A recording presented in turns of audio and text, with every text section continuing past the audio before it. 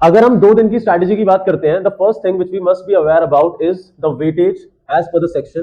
पहला section reading skills आपको बताएं आप लोगों का कितने मार्क्स का है, 22 मार्क्स का है। और उसी जगह सेक्शन बी जो है राइटिंग स्किल्स वो 18 मार्क्स का है। और फिर लास्ट सेक्शन जो है लिटरेचर का वो 40 मार्क्स का है, जिसमें 27 मार्क्स स्टैंड्स फॉर फ्लैमिंगो और इसके अलावा 13 मार्क्स जो है वो विस्टास के लिए। अच्छा बच्चों, अगर मैं रीडिंग स्किल्स की बात करता हूं तो मुझे लगता है कि आप लोग चैंपियन होंगे उसमें। 9, 10th, 11th, 12th सब क्लास में रीडिंग स्किल्स होता है, तो you must be very good. But the sad part is that most of the people are not that good in reading skills, क्योंकि कभी रीडिंग स्किल अच्छे से करते ही नहीं है। रीडिंग स्किल में बोला जाता है रीडिंग करो, रीडिंग करते तो है बट बेसिकली वर्ड को फाइंड आउट करके उसको कॉपी पेस्ट कर देते हैं लाइन को। तो ऐसा नहीं करना होता। मैं अपनी एक पर्सनल सजेशन देता हूँ रीडिंग स्किल्स के लिए, आप उसे फॉलो कर सकते हो। आने वाले 2 से 3 दिन के लिए आप एक काम करो, आप अनसीन पैसेज जो है उसको प्रैक्टिस करो। वे क्या होना चाहिए मैं बता देता हूँ।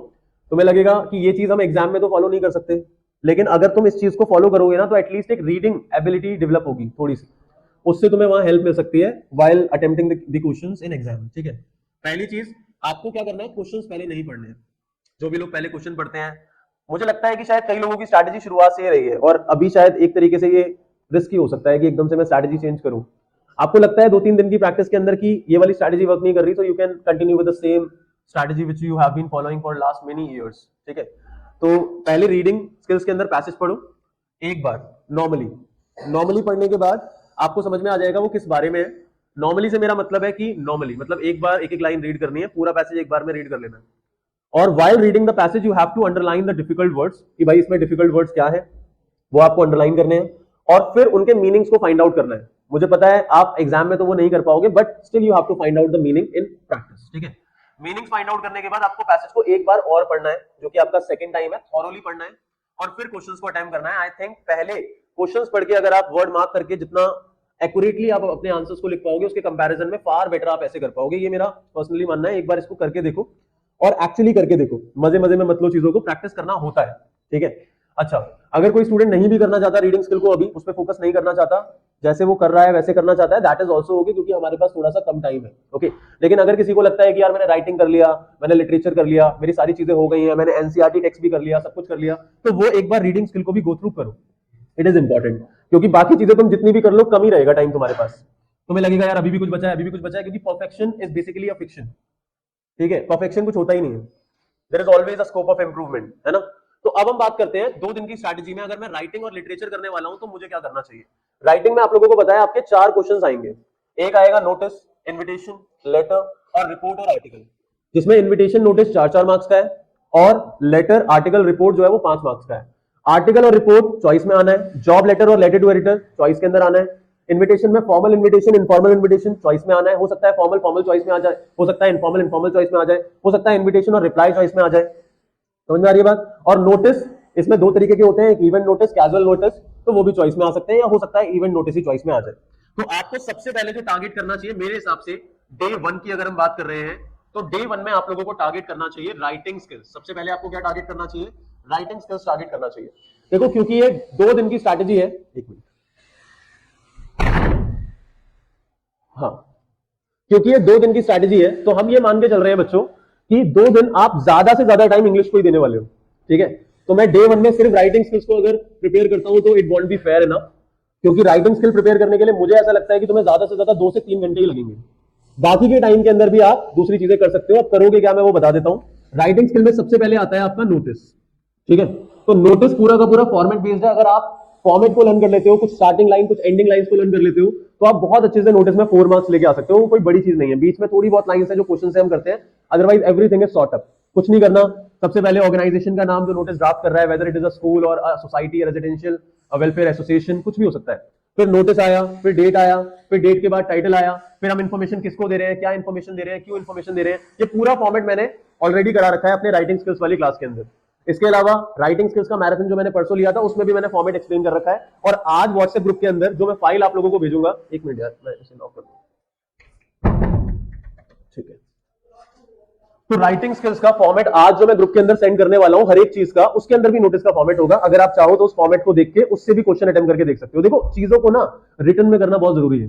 तुम ये सोचोगे ना कि मैंने फॉर्मेट पढ़ लिया मेरा काम हो गया, एक्चुअली काम नहीं हुआ। फॉर्मेट पढ़ने के बाद उसको अप्लाई करना भी जरूरी है। ठीक है, क्लियर। तो पहले आपने नोटिस कर लिया, फिर दूसरे नंबर पे आपने क्या करा, इन्विटेशन एंड रिप्लाई कर लिया।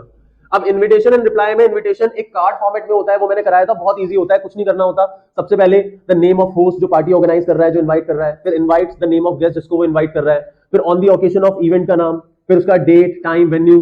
तो ज्यादा कोई भी चीज नहीं है उसके अंदर। क्लियर? ये मैंने पूरा का पूरा फॉर्मेट एक्सप्लेन कर रखा है। रिप्लाई कैसे करना है वो एक्सप्लेन कर रखा है। लेटर वे में अगर मुझे इन्विटेशन लिखना है तो वो कैसे लिखना है, वो सारी बातें मैंने बता रखी है। तो आपको अगला क्या करना है, इन्विटेशन।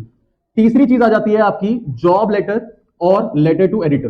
देखो पहले जो दो क्वेश्चन मैंने आप लोगों को बताया है ना, ये कंपलसरी है करना, आप छोड़ नहीं सकते, क्योंकि नोटिस के चॉइस में नोटिस ही आएगा, इन्विटेशन के चॉइस में इन्विटेशन ही आएगा।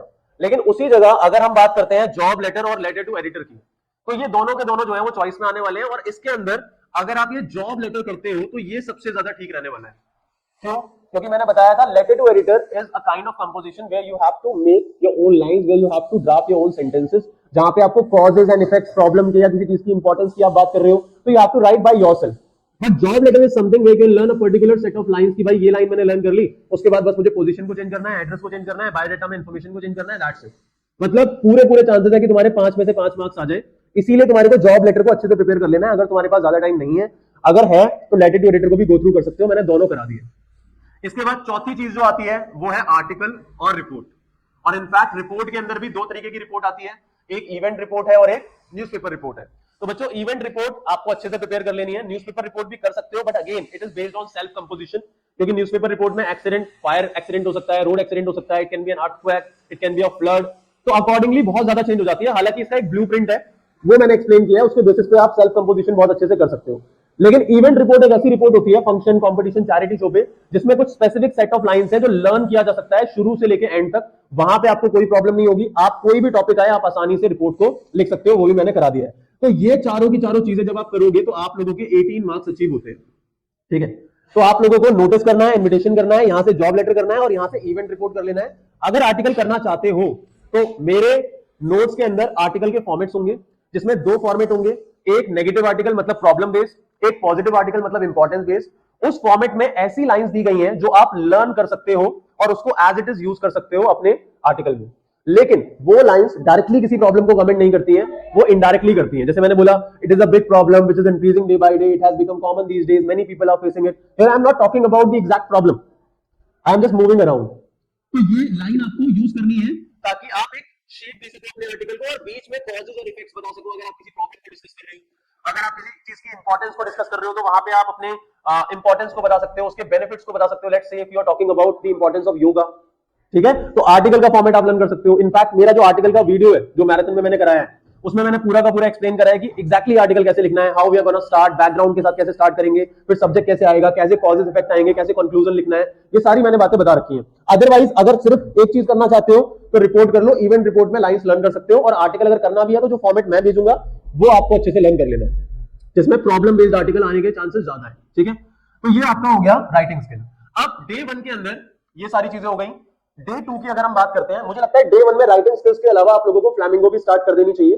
लेकिन अगर किसी बच्चे को लगता है कि यार मैं ये सब करूंगा, फिर क्वेश्चंस भी अटेम्प्ट करूंगा, तो मेरे पास ज्यादा टाइम नहीं है, ठीक है, तो मैं डे 2 में लिटरेचर करना चाहता हूं, तो मुझे लगता है फ्लैमिंगो को बहुत अच्छे से कर लो, क्योंकक्योंकि पूरी लिटरेचर जो है वो 40 मार्क्स की है, जिसमें से 27 मार्क्स की अलोन फ्लैमिंगो है ना। तो आप फ्लैमिंगो को बहुत अच्छे से कर सकते हो, जिसके अंदर पोएम्स है, जिसके अंदर शॉर्ट क्वेश्चंस हैं, लॉन्ग क्वेश्चंस हैं। अब अगर मैं लॉन्ग क्वेश्चन की बात करूं, फ्लैमिंगो से बच्चों एक लॉन्ग क्वेश्चन आएगा। अगर आप लॉन्ग क्वेश्चन के लिए चैप्टर प्रिपेयर करना चाहते हो, तो मुझे लगता है 3 चैप्टर्स ऐसे हैं जिनको प्रिपेयर किया जा सकता है, और उससे सबसे ज्यादा लॉन्ग क्वेश्चंस रिपीट होते हैं, और वो है द रैट ट्रैप, इंडिगो और गोइंग प्लेसेस। ये 3 चैप्टर ऐसे हैं जिससे सबसे ज्यादा लॉन्ग क्वेश्चन रिपीट होते हैं। तो आपको करना क्या है, अगर किसी बच्चे को समझ में नहीं आ रहा कि यार मैं लॉन्ग आंसर लिखूं कैसे, तो मैं जो आज नोट्स आप लोगों को भेजने वाला हूं, उसमें हर एक चैप्टर का एक कॉमन आंसर है। उस कॉमन आंसर का काम है ओवरऑल चैप्टर को कमेंट करना। उसमें वैल्यू भी डिस्कस की जा रही है, साथ में चैप्टर का आउटलाइन डिस्कस किया जा रहा है, कैरेक्टर को भी डिस्कस किया जा रहा है। अगर आप हर एक चैप्टर का, इन तीनों चैप्टर का एक कॉमन आंसर लर्न कर लेते हो, you can write the same thing. अगर तुम्हें समझ नहीं आ रहा मैं कैसे लिखूं, अदरवाइज आई वांट से कि इसको फॉलो करो, आप खुद से प्रिपेयर कर सकते हो चैप्टर को बहुत अच्छे से। आई वुड सजेस्ट कि तुम एनसीईआरटी टेक्स्ट बहुत अच्छे से प्रिपेयर कर लो तीनों चैप्टर का, ताकि व्हाइल राइटिंग लॉन्ग आंसर आप एग्जैक्टली वही लैंग्वेज यूज करो जो एनसीईआरटी के अंदर गिवन है। क्योंकि मैंने आपको पहले भी बताया था कि जो आपकी आंसर की वहां पे होगी चेकर के पास, उसमें मेनली एनसीईआरटी के की पॉइंट्स होते हैं। अगर आपकी सेम लैंग्वेज निकल के आती है तो आपको पूरे मार्क्स मिल जाएंगे। रही बात पोएम्स को प्रिपेयर करने की, अगर मैं पोएम को प्रिपेयर करने की बात करता हूं, तो बहुत बार ऐसा होता है कि ये पोम्स हमारी बार बार रिपीट होती हैं स्टेंजास में, जैसे कि माय मदर एट 66। इसके अलावा अगर मैं बात करता हूं तो आ जाती है आपकी अ थिंग ऑफ ब्यूटी, ठीक है। और इसके अलावा वैसे आजकल रोड साइड स्टैंड भी बहुत ज्यादा आती है। तो ये सीक्वेंस है, इस सीक्वेंस में कर लो, क्योंकि पोम चॉइस में आएगी बच्चों। मेरा ये मानना है तीनों में से कोई एक जरूर आएगी चॉइस के अंदर। अगर तुम दो और प्रिपेयर नहीं करना चाहते, कीपिंग क्वाइट प्रिपेयर नहीं कर रहे, आर्ट जेनिफर टाइगर प्रिपेयर नहीं कर रहे, तो ये तीन बहुत अच्छे से कर लो। और अगर उनको कर रहे हो ना, दैट इज ऑल्सो ओके, इनको ज्यादा अच्छे से कर लो। पोम में करना क्या होता है प्रिपेयर, मैं बता देता हूं। चार चीजें प्रिपेयर करनी होती है। सबसे पहली चीज पोम का नाम, पोइट का नाम। दूसरी चीज फिगर ऑफ स्पीच। तीसरी चीज हर एक वर्ड का मीनिंग। चौथी चीज हर एक लाइन का रेफरेंस। ये चार चीजों पे क्वेश्चन आते हैं।